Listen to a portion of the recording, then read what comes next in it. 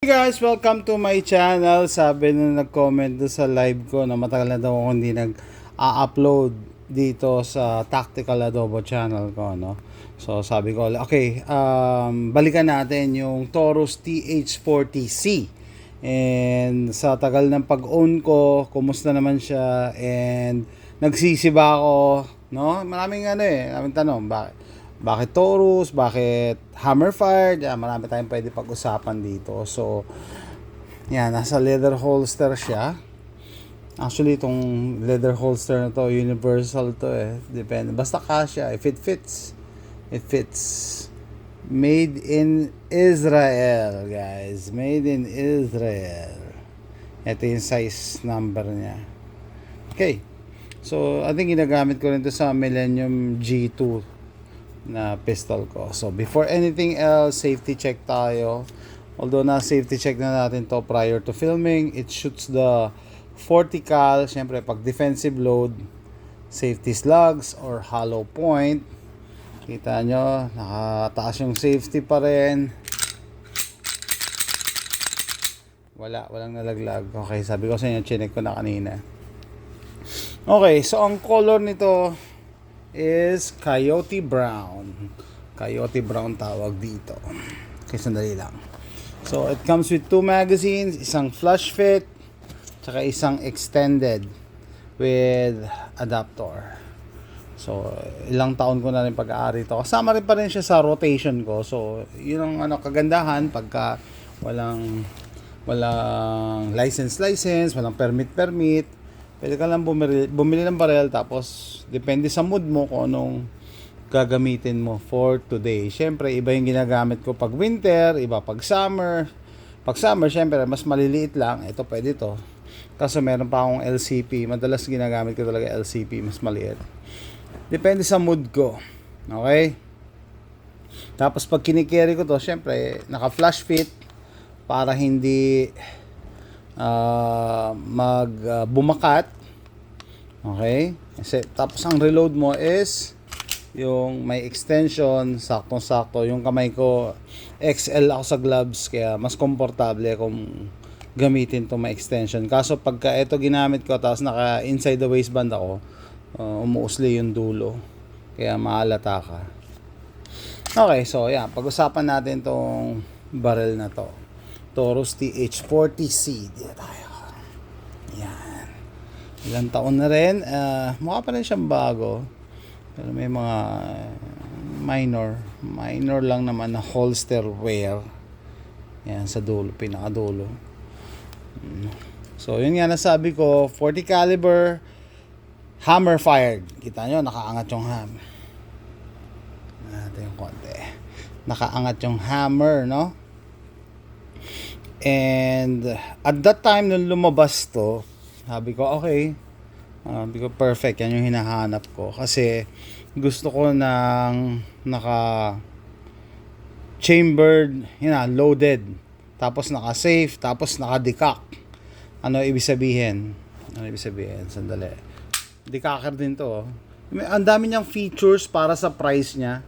And considering na Taurus, kasi usually ang may barrel na may decocker, mga high-end models yan. No, kasi extra mechanism yan eh. And so, magandang value ang Taurus TH40C. Meron ding 9mm nito, Taurus TH9C. Okay, so hammer fired. So sabi ko, bakit gusto ko yan? Kasi pwede kang mag-carry talaga ng chamber loaded na safe. Bakit? So, assuming, no, hindi natin gagawin dito sa loob ng bahay.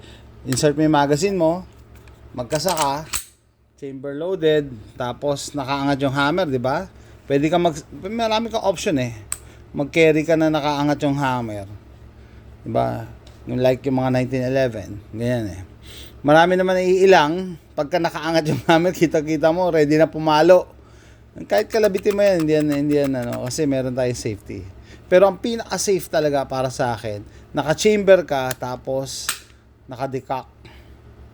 Okay? Decock. Imagine niyo na lang kasi hindi natin gagawin. May bala dito sa loob. Ay, sayang. Meron akong dummy round na may bala yan sa loob. Tapos kikerry mo, nakaganyan.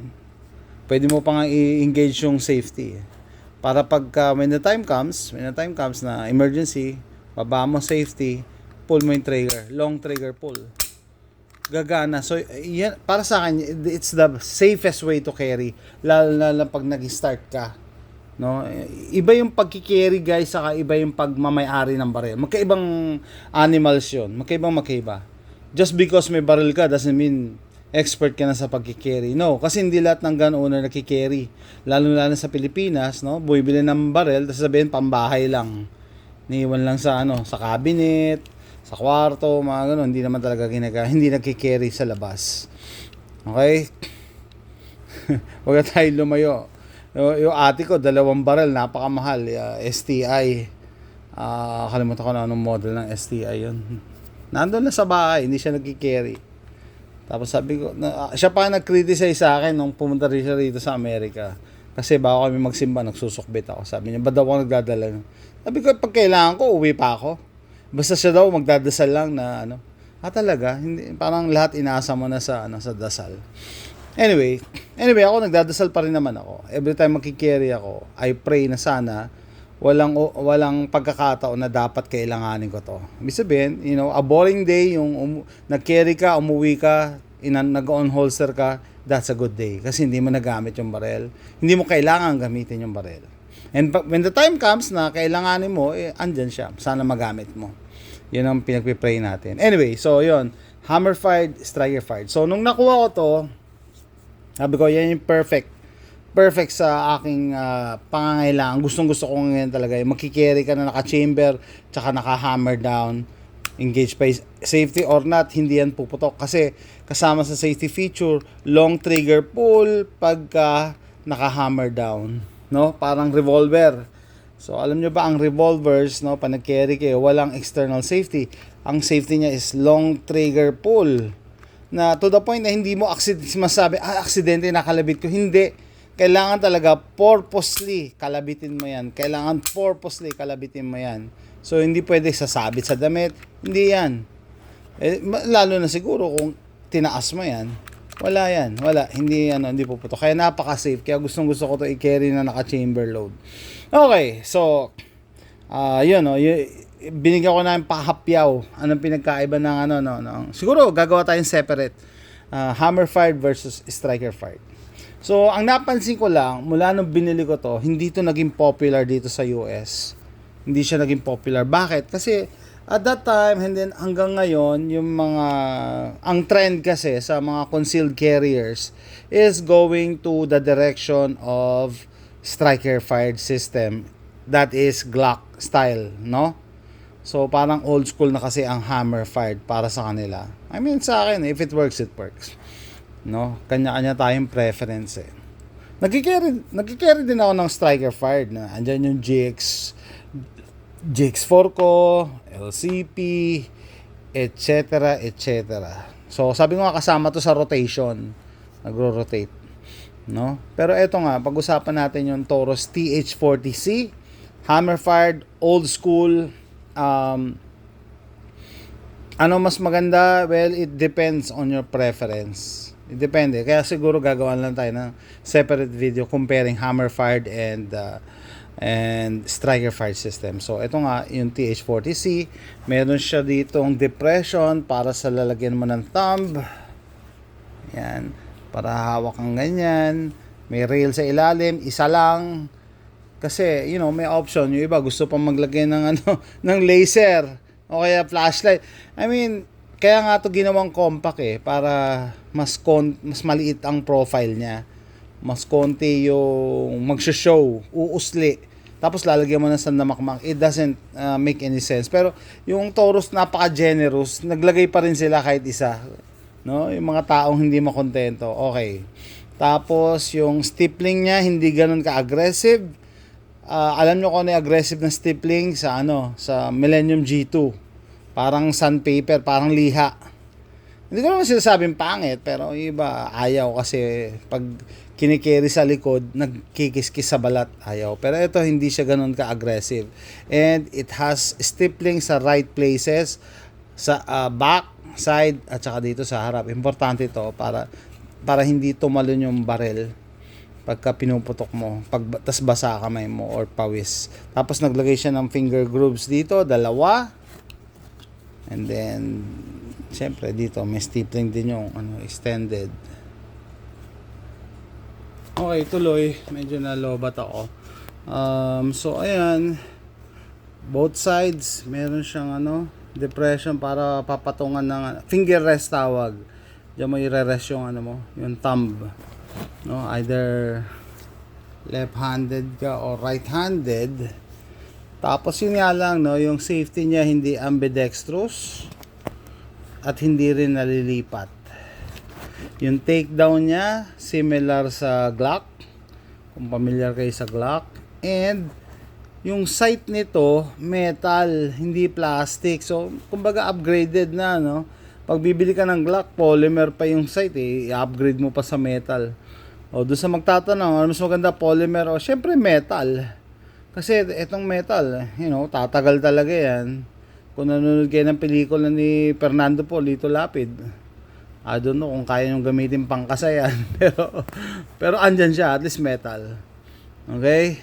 Tapos, ano pa ba? Ano pa ba masasabi natin dito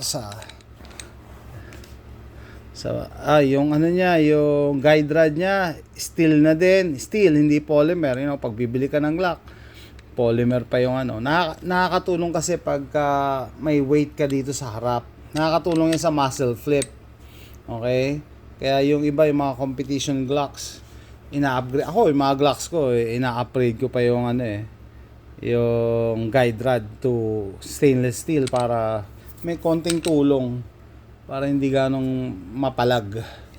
Tapos, yung trigger guard, okay, nahiya pa. Ako, mas gusto ko yung mga square na trigger guard kasi yung rounded Nahiya pa, hindi pa talaga ginaya sa Glock na square, Nahiya pa talaga. Ayan. TH40C. So, initially nga, naisip ko, sabi ko, sana pala binili ko na lang TH9C. Tapos full size. Kaso marami na ako 9mm na full size. Wala pa ako, at the time nang binili ko to, wala pa akong, hanggang ngayon yata, wala akong 40 caliber na concealed carry na pistol. Kaya ito yata yung pinakamaikli ko na 40 cal. Kaya sabi ko, okay. Tapos yung beaver tail niya, out of the box, kahit pa paano, extended na. Sabi ko nga, gagawa na lang ako ng separate video comparing hammer fired versus striker fired. Pero ang maganda kasi sa gun world natin, sa gun industry ngayon, marami ng pagpipilian. Hindi yung dati, yan lang ang options mo. Kung gusto mo mag hammer fired, maghanap ka na, meron pa rin naman. Kaso hindi nga lang ka-popular. Okay? Striker fired, napakadami. Ikaw ang magsasawa. Okay? Tapos yung trigger niya, pansin niyo yung trigger niya, hindi niya ginaya yung Glock na may trigger safety. Hindi niya ginaya. Para sa akin okay lang na wala na siyang trigger safety kasi may external safety na siya Sabi niyo, ay hindi maganda kasi yung sa Glock may trigger safety. Wala namang external safety yung Glock. Parang redundant na kasi. Kaya hindi sila naglagay ng trigger safety dito. Pero okay nga na wala nang ibang sumasabit pag kinakalabit mo yung trigger. Wala na Yan na lang yan. Okay? Tapos keep in mind, pag bibili kayo ng mga concealed carry pistols, lalo na yung mga maliliit, huwag kayo mag-expect ng competition trigger Kasi yung trigger mismo, yung long trigger pull, pag naka-down ng hammer, yan ang safety niyan. Para alam niyo yung mga nababalitaan na dito sa Amerika merong mother na may Glock siya, nasa loob ng pouch ng bag niya, may hinahanap siyang bagay, may sumabit daw dito sa triggers, pumutok. Ito hindi mangyayari yon. Kasi unang-una, pag naka-engage yung safety na yan, kahit anong gawin mo dyan, hindi yan puputok. Pag nagaganto naman, kailangan talaga yung pinakadulo para mag-break. Talagang, ewan ko kung ilang pounds yun. Diba? Pero mga ganyan-ganyan, hindi yan puputok Pero yung talagang deliberately, sinadya mo na kalabitin. Doon yan puputok. Sabi naman nila kasi, kaya long trigger pull, lalo na sa mga revolvers. Kasi pagka self-defense situation, heightened yung adrenaline mo, hindi mo na mamamalayan na mabigat ang trigger pull niyan. mataas ang adrenaline mo eh. Yung iba nga, di ba, pag nagkakasunog, kaya bumuhat ng refrigerator. Ganon ang adrenaline. Nagiging super saiyan ka. Anyway, so ayan guys, yung ating TH40C, sabi ko balikan ko lang para sa Tactical Adobo channel natin. Ilang years na pero buhay pa rin and maganda pa din, and I think hindi ko pa rin siya ipagpapalit. No, kasama pa rin siya sa rotation, meaning walang regrets sa pagbili. Okay? Solid pa rin siya. Dito lang sa Amerika naging rare na to. I don't know sa Pilipinas, baka bihira din kayo makakita kasi majority Glock style Glock style pistols na ang trend, lalo na sa sa concealed carry market. Pero yun at least we have an option. Okay, comment down below, let me know what you think. See you next time. Bye. Taurus TH40C.